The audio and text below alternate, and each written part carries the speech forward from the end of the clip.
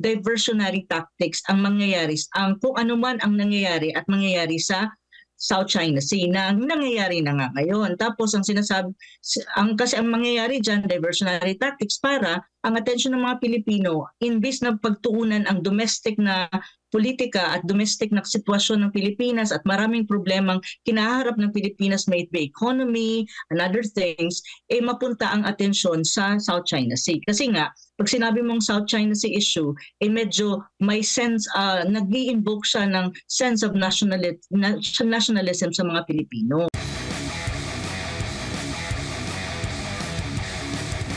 Opo.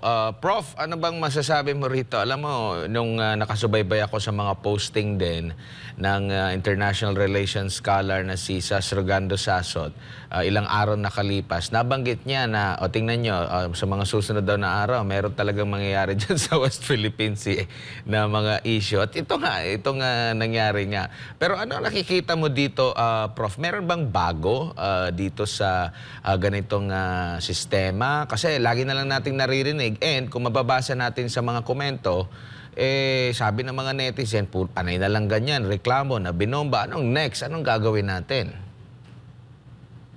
Oo, tama ka. Pero sa akin kasi, dalawa yung perspective ko dyan. Ang unang-una, yung sinasabi ni Sas, may kinalaman kasi yan sa domestic politics na nangyayari. As we can see, may political tension na nangyayari sa Pilipinas, may mga rallies ka, may mga sumisigaw na supporters ni Vice President Sara Duterte na no to impeachment, at may nananawagan din na iba dyan na mga Pilipino din na they are asking for the resignation of the President. Mayroon ding mga taga-suporta ang Presidente. So sari-sari ang nangyayari sa Pilipinas when you talk about domestic politics, especially when you talk about politics for that matter. So parang sinasabi lang naman ni Sas, which is also a possibility, and ako rin, minsan naiisip ko rin yan na, to have a diversion. Kasi nga, in terms of trust rating din ni President Marcos Jr., medyo bumababa, at saka, naapektuhan din ang kanyang trust rating sa mga nangyayari. So parang ang sinasabi lang naman ni Sas, which is sometimes naiisip ko rin talaga,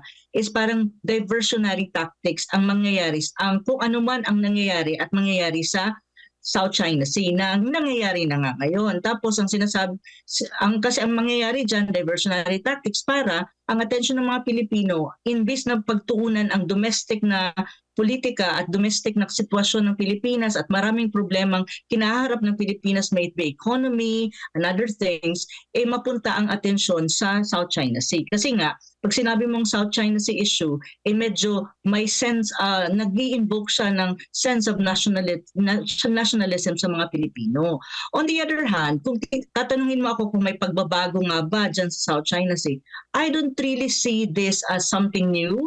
I'm not surprised about these things kasi paulit-ulit lang ito. Talaga naman, na alam naman natin at alam naman natin kasi ang magiging reaction ng China if in any case ang mga ships natin papasok dun sa mga areas sa South China Sea na kiniklaim nila na part of their territory. Talagang gagawa yan ng hakbang, either itataboy ang ating mga barko or magwa-water cannon. At alam ko ang China, given na medyo ang alam ko sa ngayon, they're hardening their position. Ibig sabihin, talagang harden yan. Hindi yan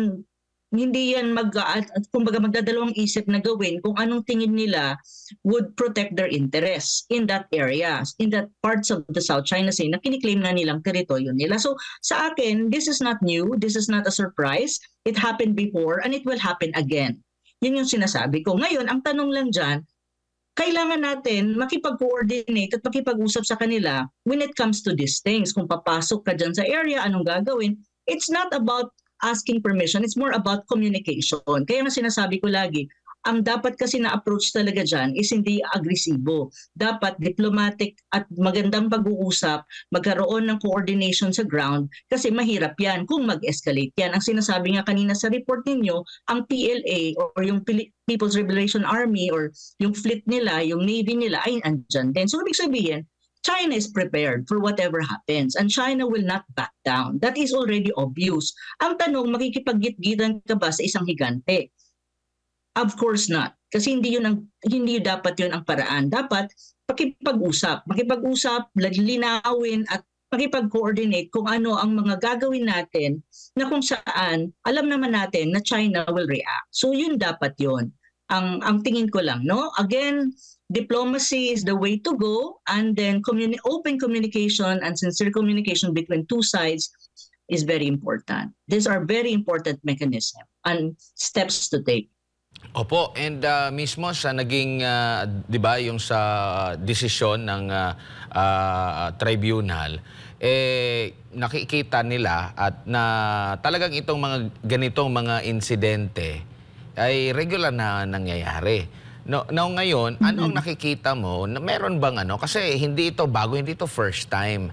Meron ka bang nakikitang movement sa hanay ng Pilipinas para maresolba itong ganito? Kasi paulit-ulit na lang ito hanggang sa baka abot sa punto magsasawa na yung mga Pilipino. Well, nakikita natin yung mga komento nila na paulit-ulit na lang binabalita yung mga ganito, paulit-ulit na lang na mga pangyayari, yung mga kinakanyon.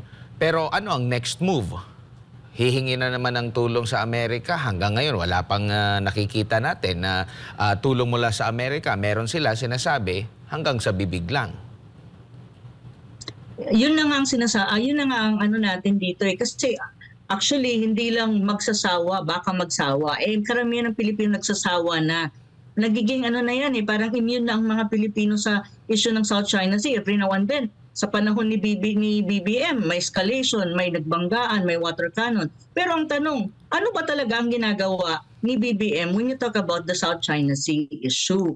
Ang tanong kasi dyan, dapat ina-assess ng gobyerno, lalo na sa panahon ito ni President Marcos Jr., kung ang kanilang approach at kanilang taktika and strategy towards the South China Sea vis-a-vis China is actually effective and efficient. Now, if it's not effective, probably there's a need to change strategy. Strategy that will not escalate tension but rather de-escalate tension. Pero yung basic kasi talaga dyan na approach is diplomasya at makikipag-usap ka. Pero ang problema kasi ng ating gobyerno ngayon under BBM and our foreign policy and approach to the South China Sea is not necessarily about the Philippines. It's all about the America kasi very influence naman talaga ng Amerika or ng United States ang ating approach dyan sa South China Sea. Hindi naman kasi yan ang approach before Ngayon lang nangyari yan sa under BBM kasi foreign policy of BBM is like a mirror image of the United States and very leaning and very heavily influenced by the United States. So kaya ganun tayo. Yung kanilang gustong strategy na megaphone diplomacy, git-gitan dyan sa South China Sea, hindi yan effective and it will not result into a peaceful negotiation or a peaceful resolution. Ang problema nga dyan, ang sinasabi mo, Admar, baka mauwi pa tayo sa gitgitan to the point na magkakaroon pa ng escalation in a level na military. Kasi nga, feeling ng gobyerno ni BBM na he will be backed up by the United States. Ang problema, the United States is not really committed. Nakita na ba kayo ng action talaga na action ng United States? Hindi rin. Pero mag-action man ng United States, that would be to our disadvantage. Kasi military conflict, tayong involved dyan, hindi naman directly ang United States. We are like a pawn of the United States. So sa akin, dapat mag-assess ang gobyerno ni BBM kung tama ba ang approach nila dyan sa South China Sea o dapat nang palitan o dapat na nilang baguhin. Now, kung hindi nila babaguhin yan, wag mag-expect tayo. Every now and then, may ganun na mangyayari at sana lang wag mag-escalate into a military conflict kasi hindi kakayanin ng Pilipinas given na ang dami nating problema pagdating sa ekonomiya, sa korupsyon at sa marami pang issue na kinaharap ng bansa. Sana naman at maintindihan ito ng current administration. Ma'am, dalawang tanong na mainit sa tenga ng taong bayan. Number one, ano sa tingin mo yung pagka-spot ng Russian attack submarine sa West Philippine Sea? Sino ang dahilan? Bakit nandito ito? At may kinalaman ba ang too much US embrace ng Administrasyong Marcos sa mga panahon ngayon?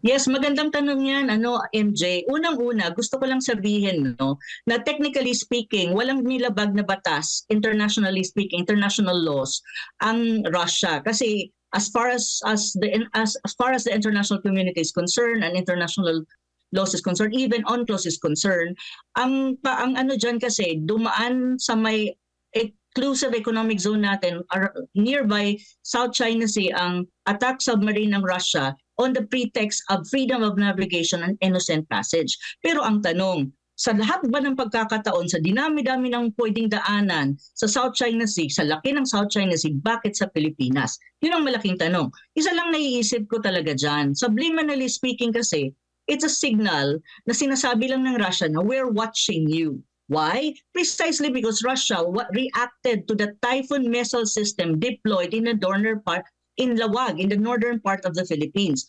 That is an American asset, US assets yan, nandyan nung last balikatan earth exercises. It's almost, actually it was President Putin who pointed it out na hindi sila agree na mayroon tayong missile system dyan sa northern part ng Luzon, lalo pat American asset yan. Dalawang bansa ang nagre-react dyan, that is Russia and China. And do you really think Russia and China will just sit down while we have those Typhoon missile system na supposedly dapat natanggal na at na-remove na last September, pero hindi pa. At mayroon pang pronouncement sa side natin na bibili tayo ng missiles that would feed that missile system, which is not really good for the region kasi magkakaroon ka talaga ng parang an atmosphere of a Cold War, at it will provoke an arms race among regional countries, and Russia will definitely take action. Why? Kasi sinasabi nga nila the deployment of the Typhoon missile system in the Philippines is also, they take it as like a challenge and also a concern on their security interest in the Asia-Pacific region.